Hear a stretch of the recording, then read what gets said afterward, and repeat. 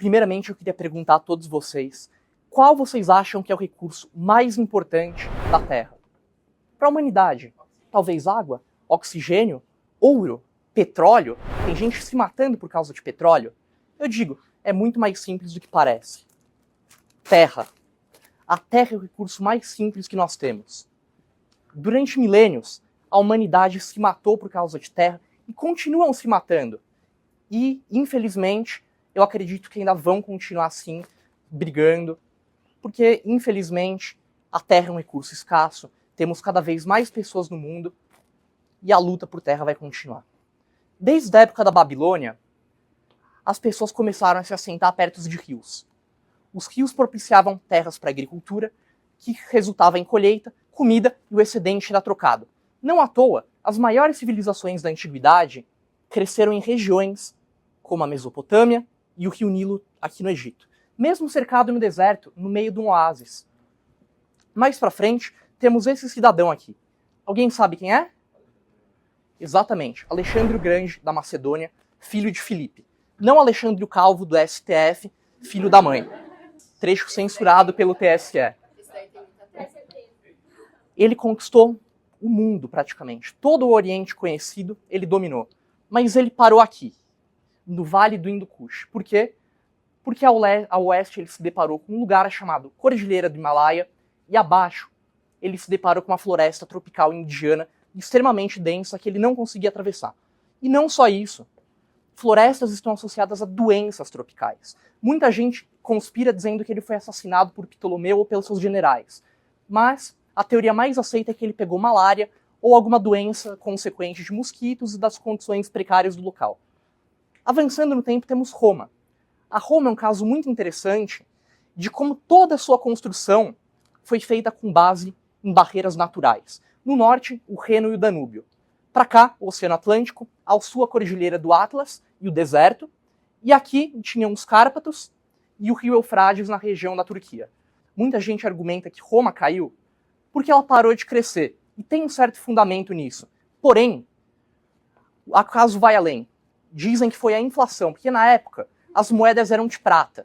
Então você mete um cobre ali no meio, falsifica e acabou. Só que aquilo dá para perceber diferente do que é hoje. Então, isso somado à falta de riqueza pela falta de conquistas, acabou inflacionando os preços e acabou culminando no feudalismo que a gente conhece.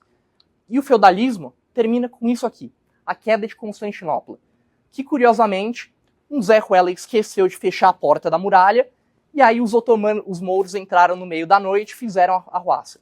É por causa dele que tem portas na porta do elevador escrito verifique se o mesmo se encontra nesse andar. E aí isso foi um fato que mudou o mundo, porque Constantinopla ficava no centro de tudo. E com a fechada de Constantinopla pelo domínio muçulmano, os europeus precisavam buscar novos territórios e saíram ao mar. Não obstante, foram os portugueses e os espanhóis que fizeram isso justamente pela proximidade com o Atlântico. A Alemanha tinha todo o Mar do Norte e a Itália estava presa. Tanto que eles foram os últimos países a se unificar e sair colonizando o mundo, que gerou todo o revanchismo que vocês conhecem na Segunda Guerra Mundial. Prosseguindo para os tempos modernos, eu selecionei 3 países que valem destaque. Primeiro, os Estados Unidos, a maior potência e um país que foi abençoado geograficamente. O segundo, a China, uma enorme potência, que também foi abençoada, e a Alemanha, que é um país da Europa que tem as maiores terras agricultáveis e é um dos mais ricos que carrega a União Europeia nas costas. Chupa a França. Aqui a China é defendida pelo Tibete por um enorme deserto que dificulta a colonização e a chegada de novos invasores ou novos povos. Não à toa, toda a população e a parte rica da China se concentra aqui, onde o clima é subtropical e mais propenso para agricultura e desenvolvimento humano. Além disso, eles têm diversas vias navegáveis para facilitar o escoamento, e a Alemanha não é muito diferente. Um monte de terras planas e rios para você mandar para fora o que você tem e trazer para dentro o que você recebe. E aqui o maior case de sucesso é os Estados Unidos, por causa do Mississippi. Quem acompanha o agro sabe que o preço ano passado deu uma inflacionada, principalmente no milho, porque deu uma seca no Mississippi e as barcas carregando os mantimentos não conseguiam sair para escoar a produção americana. Consequência, tudo foi vendido no mercado doméstico e o mercado externo ficou a ver navios. A geografia deles é perfeita porque eles têm acesso a 2 costas e por mais que tenha um pouco de montanha aqui, eles não têm a Cordilheira dos Andes, 6.500 metros, bloqueando.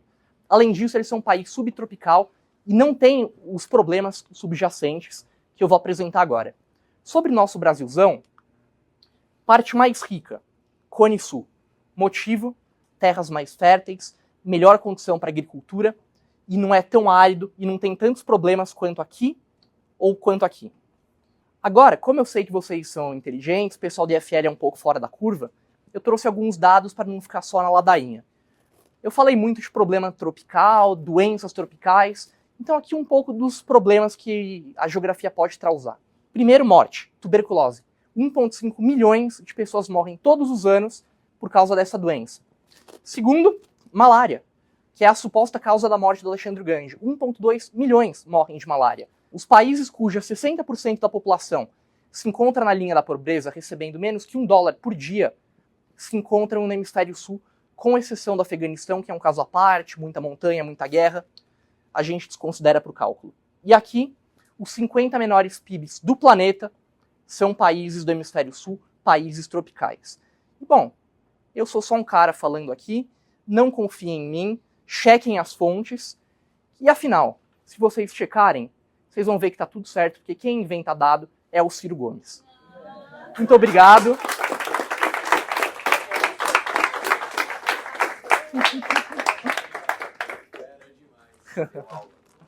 Valeu, gente.